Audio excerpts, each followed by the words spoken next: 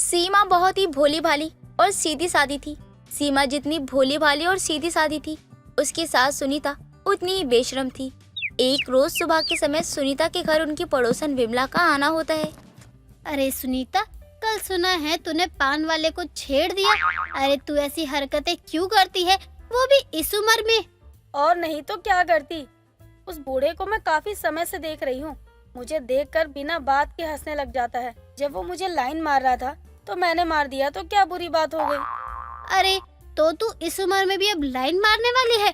शर्म कर ले सुनीता, अपने बुढ़े की बदनामी क्यों करवा रही है? देख, जैसे को तैसा, तू तो जानती है। सुनीता और विमला बात कर ही रहे होते हैं, तभी सुनीता की बहू सीमा चाय लेकर आती है। अरे बहू, रख दे चाय, तुझे सुनीता भी बहुत परेशान करती है। अरे सुनीता, तेरी बहू तो भोली भाली है, कम से कम उसे तो सताया ना कर। क्या जरूरत थी चाय की? नहीं नहीं, बिल्कुल परेशान नहीं करती। बहू, तू जाके किचन में काम कर, इसकी बातों में मत आइयो। इसका तो पूरे दिन का काम है इधर की बात उधर करने का। देख सुनीता, मैं तुझे बस समझाने आई हूँ कि इस उम्र में ये सब शोभा नहीं देता है। तू कितनी बेशर्म होती जा रही है। इस उम्र में शर्म लिहाज करके भी क्या होगा। शाम में बाजार चलना है, समय पर आ जाइयो। ना ना ना, मैं तेरे साथ कहीं भी नहीं जाने वाली हूँ।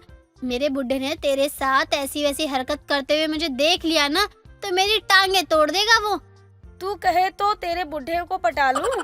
अरे मेरी तरफ से तो तू मेरे बुड्ढे को रख ले, वो भी तेरा दीवाना है, हर वक्त तेरे ही गुणगान गाता रहता है। देख रही है ना, कितने बुढ़े मेरे प्यार में पागल होकर घूम रहे हैं, और तू कह रही है कि मैं इन्हें छेड़ू ना। सुनीता की आदत थी, वो किसी को भी बिना सोचे समझे कुछ भी बोल देती थी, और सुनने वाला भी अपने कान बंद कर ले। लेकिन सुनीता को तनिक भी लज्जा नहीं आती थी। अब देर शाम विमला और सुनीता बाजार के लिए निकलते हैं, तभी उसे रास्ते में पान वाला दिख जाता है। अरे सुनीता, बिमला, अरे कहाँ को जल्दी शाम के समय। देख रही है ना, अभी भी इस बुढ़े को मैंने कुछ भी नहीं कहा। अभी मैं इसे छेड़ दूंगी तो तू बोलेगी कि तूने इसे क्यों छेड़ दिया। हम कहीं भी जा रहे हैं, तुझे उससे क्या मतलब? अरे तू कौन होता है बोलने वाला? अभी सुनीता ने तुझे कुछ कह दिया तो सारे मोहल्ले में उसकी बदनामी करवाएगा। अरे मैंने कहा कुछ कहा सुनीता के बारे में? मैं तो बड़े ही प्यार से कल उसे पान खिला रहा था, किसी ने देख लिया होगा और बातें बना दी होगी। क्यों सुनीता? अपने काम से काम रख, वरना तेरी बीवी को बुलाकर सब कुछ उसे बता दूंगी कि आजकल तेरा ध्यान काम में नहीं लगता। वैसे आज सफेद कुर्ते में काफी जच रहा है। हाँ, ध्यान रख, कहीं ऐसा ना हो कोई पान खाकर थूक जाए तेरे इस सफेद कुर्ते पर। चल सुनीता, बिना बात बिल्लियों की तरह रास्ता काट देता है। अब विमला और सुनीता आगे बढ़ते हैं। सुनीता की तो आदत थी लोगों को परेशान करने की। तभी सुनीता को सब्जी वाला दिखता है और सुनीता विमला से कहती है, देख, अभी मैं कैसे फ्री में सब्जियां खरीदती हूँ। देख, मेरे साथ रहकर ऐसी वैसी हरकतें करेगी तो मैं तुझे छोड़कर चली जाऊंगी। अरे सब्र कर, हर वक्त छोड़कर जाने की धमकी देती रहती है। ये बैगन कितने रुपए किलो दिए? अब बस 30 रुपए किलो है, कितने दे दूं? चाहिए तो 1 किलो, लेकिन मेरे पास 500 के खुले नहीं है। खैर, आप ये पैसे रख लीजिए, मैं तो बाजार आती जाती रहती हूँ। अब जब आऊंगी तो सब्जियाँ आपसे ही लूंगी। इतना कहने के बाद सुनीता उस सब्जी वाले को आंख मार देती है। विमला ये सब देख रही होती है। विमला तो वहाँ खड़ी खड़ी शर्म से पानी पानी हो जाती है, लेकिन सब्जी वाला मुस्कुरा देता है और सुनीता को 500 के नोट वापस करते हुए एक पन्नी में हर तरह की सब्जियां भर देता है और सुनीता को देते हुए कहता है, अरे क्या बात कर रही हैं आप? अरे ढेर सारी सब्जी आपके लिए ही तो है। अरे आप ले जाइए जितना चाहे, हम तो आपको फ्री में देंगे ये सारी सब्जियां। अरे जब हम आपके लिए हाजिर हैं तो ये सब्जियां आपके घर नहीं जाएगी का? सुनीता, मैं बता रही हूँ, तूने ये सही नहीं किया। अगर तेरी यही हरकतें रही तो मैं तुझे छोड़कर चली जाऊंगी। तू चुप कर, मैं चलती हूँ। अगले मंगलवार को फिर मिलेंगे। अरे सुनिए ना, जाते जाते अपना तनिक नंबर दे दीजिए।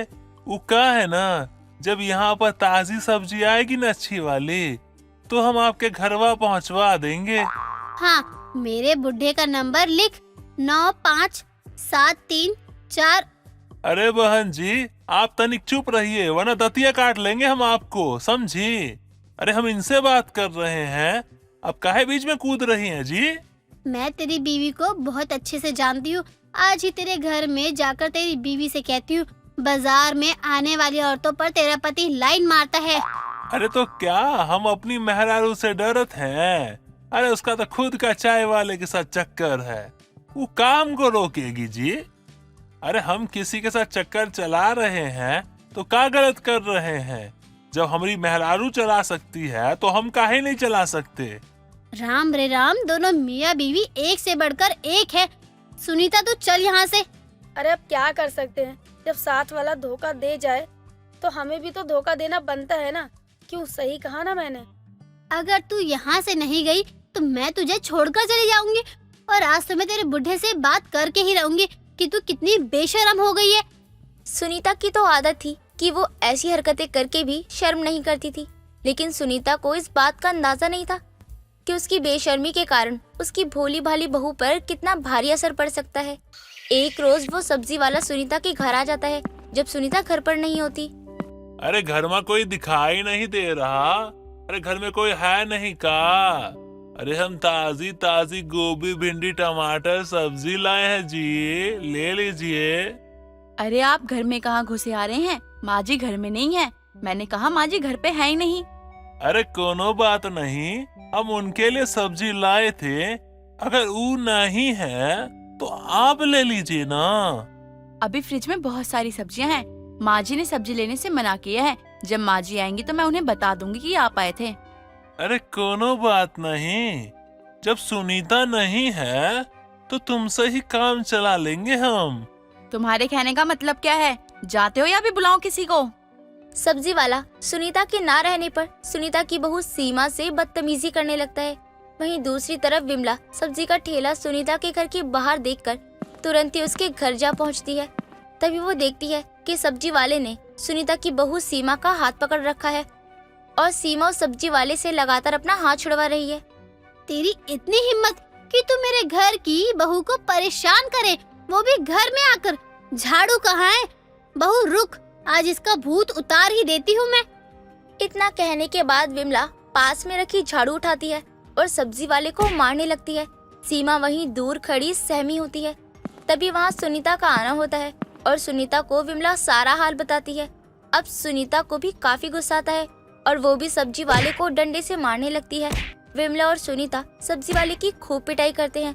उसके बाद सब्जी वाला जैसे तैसे अपना थैला और अपनी जान बचाकर वहाँ से भागता है।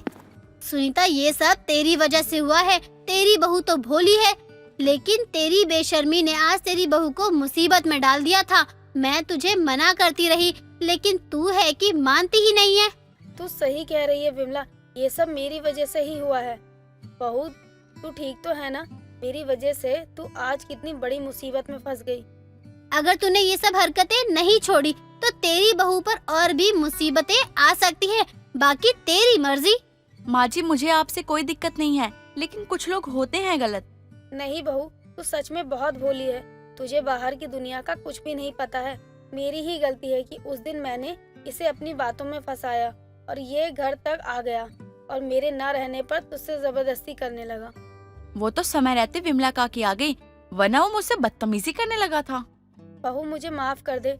मुझे पता है कि तू बहुत भोली है, लेकिन मेरी वजह से जो भी हुआ उसकी जिम्मेदार मैं ही हूँ और मुझे अपनी गलती का एहसास है। विमला हमेशा मुझे कहती थी कि मैं अपनी गलत हरकतों की वजह से एक न एक दिन मुसीबत में फंस जाऊंगी, और देख आज क्या हो गया। अगर आज विमला समय पर नहीं आती तो पता नहीं क्या हो जाता। सुनीता को देर से ही सही, लेकिन उसके किए पर पछतावा होता है, क्योंकि उसकी वजह से उसकी भोली भाली बहू पर जो मुसीबत आ जाती है। दुखिया के बेटे गोपाल की हाल ही में शादी हुई थी। हालांकि दुखिया की बहू की मुंह दिखाई की रस्म जारी थी, लेकिन दुखिया जहां काम करता था वहां भी हाल ही में दुखिया के मालिक सुखीलाल के बेटे की शादी हुई थी और उसके यहाँ भी मुंह दिखाई के फंक्शन की तैयारियां चालू थी। लेकिन दुखिया के घर का माहौल तो ऐसा था कि एक जाता तो दूसरा दुखिया की बहू सीमा के मुंह दिखाई करके आता। अब दुखिया के घर विमला का आना होता है और दुखिया की पत्नी कांता विमला को देखकर कहती है, मैं सोच ही रही थी कि आखिर विमला मेरी बहू की मुंह दिखाई के लिए क्यों नहीं आई अब तक। मेरी भी बहू कल ही आई है अपने मायके से, तो थोड़ा इधर उधर काम हो गया था बस। और बता तेरी बहू कैसी है? तो खुद ही देख ले, देखेगी तो कहेगी कि वाकई कांता अपनी बहू कितनी सुंदर लाई है। हाँ हाँ, पहले देख तो लेने दे, पहले ही अपनी बहू की तारीफें किए जा रही है। अब विमला कांता की बहू की मुंह दिखाई करने के बाद बहू को 21 रुपए थमा कर चली जाती है और विमला के जाने के बाद कांता अपनी बहू सीमा से कहती है, अच्छा बहू, विमला तेरी मुंह दिखाई में कितने रुपए देकर गई है, जरा बता तो। वो क्या है ना, सबका हिसाब रखना पड़ता है। माँ जी, उन्होंने तो मुझे 21 रुपए दिए हैं और कल जो मौसी आई थी उन्होंने 11 रुपए दिए थे, वो भी यहीं रखे हुए हैं। चल बहू, ठीक ही है, जिसने जितने पैसे दिए हैं मैं लिख लेती हूँ, कल को इतने ही पैसे उन्हें भी लौटाऊंगी मैं।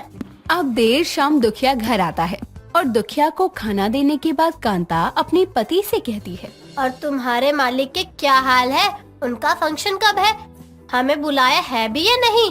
साहब ने तो बुलाया है, लेकिन अभी तो तैयारी चल रही है, जिस दिन जाना होगा मैं बता दूंगा। वैसे अमीरों को अपने पैसे खर्च करने की खुजली होती रहती है क्या? बताओ, मुंह दिखाई के लिए इतनी बड़ी पार्टी रख दी। अरे हम गरीबों की तरह थोड़ी हैं जो पार्टी खाकर भी 10-20 रुपए पकड़ा कर चले जाते हैं। अमीरों की पार्टी में हजारों रुपए के लिफाफे आते हैं। हाँ, सही कह रहे हैं आप, लेकिन 10-20 रुपए से याद आया कि विमला आज बहू की मुंह दिखाई में आई थी, बहू को 21 रुपए देकर गई है, कल को मैं भी उसकी बहू को 21 रुपए ही देकर आऊंगी। साला, तभी तो हम गरीब के गरीब ही हैं, जो जितना देता है उतना ही देते हैं, कभी आगे बढ़ने की सोचते ही नहीं है। अब दोपहर का खाना खाकर दुखिया फिर से अपने मालिक के घर चला जाता है, जहाँ फंक्शन की तैयारियां चल रही थी। हालांकि जब देर रात दुखिया घर लौटकर आता है तो अपनी बीवी से खाना मांगते हुए कहता है, खाना लगा दो जरा, और बहुरिया को किसी चीज की दिक्कत हो तो बता देना हमें। नहीं नहीं, बहू को किसी चीज की तो दिक्कत नहीं है। वैसे आपके मालिक के यहाँ पार्टी कब है? हमारी बहू भी चलेगी। हाँ, मैं तो बताना ही भूल गया, परसों ही पार्टी है और सभी को बुलाया है, जो सब अच्छे कपड़े पहनकर चलना, बड़े बड़े लोग आएंगे वहाँ। ऐसे ही समय बीतता है और फंक्शन वाली रात दुखिया की पत्नी कांता, बहू सीमा, दुखिया का बेटा गोपाल, सभी दुखिया के मालिक सुखीलाल की बहू की मुंह दिखाई के फंक्शन में पहुंचते हैं और वहां पहुंचकर देखते हैं कि हर कोई अपने हाथों में पैसों का लिफाफा और बड़े बड़े गिफ्ट के साथ आया है और मुंह दिखाई के बाद बहू को पैसे दे रहा है, लेकिन बहू घूंघट में नहीं है। ये देखकर कांता अपने पति दुखिया से कहती है, जी सुनिए, सामने जो लड़का और लड़की बैठे हैं, क्या वही है आपके मालिक के बेटे और बहू? हाँ हाँ, यही है उनके बेटे और बहू। बहू तो बड़ी सुंदर है मालिक की। लो, कर लो बात। यहाँ तो बहू घूंघट में ही नहीं है और हम मुंह दिखाई की पार्टी में आए हैं। एक हमारी बहू को घूंघट में होने के बाद भी 21, 11, 51, हद से हद 101 देकर लोग जाते हैं। अगर ऐसा सिस्टम हम गरीबों ने कर दिया तो कोई 1 रुपए भी न देकर जाए। इतना सुनने के बाद दुखिया कांता से कहता है, तभी तो हम गरीब और इन अमीरों में इतना फर्क है। खैर, तुम नहीं समझोगी, हम मालिक के पास जा रहे हैं, तब तक तुम खाना पीना खा लो और गोपाल और बहू को लेकर घर चली जाना, हम रात में आएंगे। दुखिया तो अपने काम में लग जाता है। इधर कांता पूरे फंक्शन को देख देख कर अपनी आंखें चमका रही थी, क्योंकि उसने मुंह दिखाई की रस्म के लिए कभी इतनी बड़ी फंक्शन पार्टी को नहीं देखा था, वो भी बिना घूंघट वाली बहू की। और अब जब कांता खाने के लिए जाती है तो तरह तरह के पकवान देखकर कांता अपने बेटे गोपाल से कहती है, इतना अच्छा खाना और इतनी साज सज्जा तो मैंने अपनी जिंदगी में नहीं देखी। कितने पैसे लगाए होंगे इन्होंने? माँ, ये लोग बड़े लोग हैं, ऐसी पार्टी तो इनके लिए बहुत आम बात है। लेकिन जो भी हो, इतने में तो हम अपनी 7 पुश्तों की शादी करवा दे। और इन लोगों को पैसों की वैल्यू है ही नहीं। देख कैसे आधा खाना खा रखा है और आधा फेंक रहे हैं। माँ, आप भी ना कहाँ पर अटकी हुई हो, चलो चलकर खाना खाते हैं और खाकर घर वापस भी तो जाना है। कुछ देर में जैसे ही कांता घर जाने के लिए निकलती है तो वो देखती है कि लोग नाच रहे हैं और पैसे भी उड़ा रहे हैं। तभी कांता उन पैसों को उठाने के लिए बढ़ती है, लेकिन गोपाल अपनी माँ का हाथ पकड़ लेता है और ये देखकर कांता गोपाल से कहती है, पहले से इन्होंने कम पैसे बर्बाद किए, इतनी बड़ी पार्टी रखवा कर और बिना घूंघट की बहू को ऐसे बैठा दिया है और कह रहे हैं कि मुंह दिखाई है। हद मचा दी। देख तो कैसे पैसे उड़ा रहे हैं। माँ वो उनका पैसा है, वो पैसे को उड़ाए, जलाए, खाए, कुछ भी करे यार। अब हम चलते हैं घर, बहुत रात हो गई है, मुझे बहुत नींद आ रही है। अब कांता, कांता की बहू और गोपाल पार्टी से सीधा घर आते हैं और अगली सुबह कांता अपने पति दुखिया को चाय देते हुए कहती है, अमीरों की अमीरी भी कैसी होती है ना। यहाँ एक गरीब पाई पाई के लिए मोहताज है, लेकिन उन अमीरों को देख कैसे पैसे उड़ा रहे थे। वो अमीर है, उनका कमाया हुआ पैसा वो कुछ भी करे कांता। वैसे कल मालिक कह रहे थे कि उन्होंने तुम्हें देखा था, उन्हें बहुत अच्छा लगा कि तुम पार्टी में आई। लेकिन मुझे तो उनकी पार्टी अच्छी ही नहीं लगी। कहने को तो मुंह दिखाई का फंक्शन था, लेकिन बहू तो बिना घूंघट के ही बैठी थी। लोग खाना खा खा कर इधर उधर फेंक रहे थे, जो गरीबों को मिलता भी नहीं है। और तो और पैसे तो ऐसे उड़ा रहे थे मानो पैसों का पेड़ लगा हो। तुम बिना कितना सोचती हो। अब मेरे लिए खाना बना दो, मुझे काम पर जाना है। कांता को अमीरों की पार्टी पसंद तो आई थी, लेकिन इतनी भव्य पार्टी में आज तक कांता गई नहीं थी। और इसीलिए जब कांता की बहन का फोन आता है तो कांता अपनी बहन को फोन पर कहती है, ललिता तुझे पता है कल मैं इनके मालिक के पार्टी में गई थी। कहने को मुंह दिखाई की पार्टी थी, लेकिन लड़की ने तो घूंघट नहीं किया था और पैसे तो ऐसे उड़ा रहे थे मानो जैसे पैसों का पेड़ हो। पूछ मत तू। कांता ये बोल ही रही थी कि तभी दुखिया का मालिक सुखीलाल उनके घर आता है और सुखीलाल को देखकर कांता फोन रखकर उनकी तरफ बढ़ती है और उनसे कहती है, अरे मालिक आइए आइए, यहाँ कैसे आना हुआ? इन्हें कह देते, यही आपका काम कर देते। दुखिया तो काम करता ही है। आज मैं तुम्हारी बहू की मुंह दिखाई के लिए कुछ शगुन के तौर पर लाया हूँ। इतना कहने के बाद सुखीलाल शगुन का सारा सामान कांता को दे देता है और कांता भी उसे अपने कमरे में रखाती है। कुछ देर बाद सुखीलाल तो चला जाता है, लेकिन कांता अपने पति से कहती है, हमारे पास देने के लिए तो कुछ नहीं है, लेकिन ये गणपति जी की मूर्ति आप उनकी बहू को मुंह दिखाई के शगुन के रूप में दे देना, क्योंकि उन्होंने 5 साड़ी और अपनी बहू के लिए गहने दिए हैं, जो शायद सीमा के मायके वालों ने भी सीमा को नहीं दिए। मेरे मालिक हैं ही ऐसे, मुझसे बहुत प्यार करते हैं। मैंने उन्हें मना भी किया था, लेकिन वो माने ही नहीं। अच्छा ठीक है, ये मूर्ति मैं दे दूंगा, मुझे दे दो, मैं काम पर निकलता हूँ। अब दुखिया भी अपने मालिक को उनकी बहू के लिए शगुन के तौर पर गणेश जी की मूर्ति देते हुए कहता है, मालिक मेरे पास देने के लिए तो कुछ भी नहीं है, लेकिन सबके करता धरता गणपति बप्पा की ये मूर्ति बहू को शगुन के तौर पर जरूर दे देना। इसकी क्या जरूरत थी? तुम्हारा प्यार और आशीर्वाद ही हमारे घर परिवार के लिए काफी है। दोस्तों अगर आपको ये कहानी पसंद आई तो इसे लाइक करें, शेयर करें और कमेंट करके बताएं कि कहानी में आपको सबसे अच्छा क्या लगा।